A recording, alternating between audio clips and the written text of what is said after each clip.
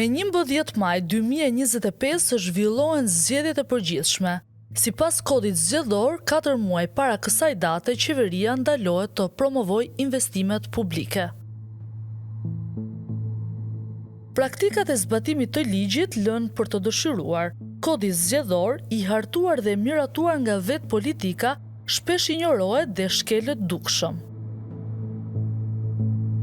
Organizatat e shoqërisë civile kanë dokumentuar disa raste, ndër më të rëndat është përdorimi i administratës publike për qëllime elektorale.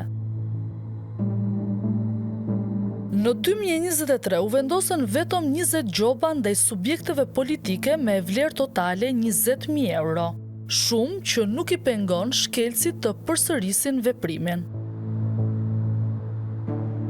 Sipas monitorimeve, shkelësit më të shpesht janë zyrtarët më të lartë të qeverisë. Kryesojnë Kryeministri Rama, Ministri e Infrastrukturës dhe Ministri e Arsimit.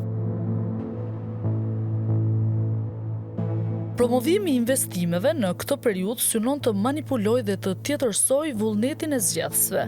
Ndaj, KQZ ka parashikuar rregulla të qarta. Ky fenomen përsëritet në çdo palë zgjedhje. Qeveria ka treguar se është e gatshme të shkelë dhe të anashkalojë ligjin për përfitime elektorale. Nëse ky trend që qeveria ka ndërmarrë në prag votimesh vijon, garancia për zgjedhje të lira dhe të ndershme mbetet vetëm në letër. Realiteti për qytetarët është një proces i shtrëmbëruar nga abuzimet dhe propaganda që bëjnë po ata që hartojnë ligje për të mos i zbatuar.